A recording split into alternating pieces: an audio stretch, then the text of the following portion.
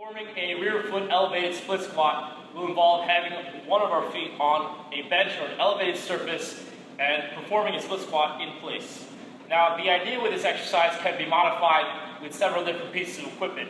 Either two dumbbells at our side, a kettlebell in this position, or a dumbbell being held in this position, on top of having barbells in various other positions.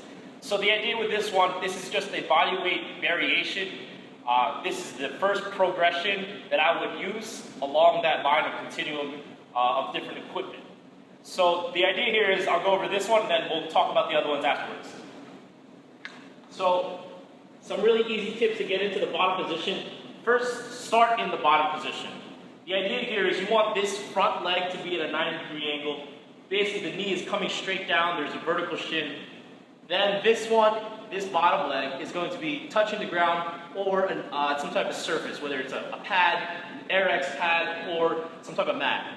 Now the idea next is, this is obviously on the bench. Various people have different ankles and different mobility issues, so sometimes we may need some type of bolster on the bench in order to accommodate for different types of mobility. For myself, I don't have any mobility issues, but for you, you may need one. The next aspect is to actually perform the exercise. For the body weight variation, I'm just going to have my hands up high to simultaneously get a chest or pec stretch while I'm doing this, along with challenging my anterior core.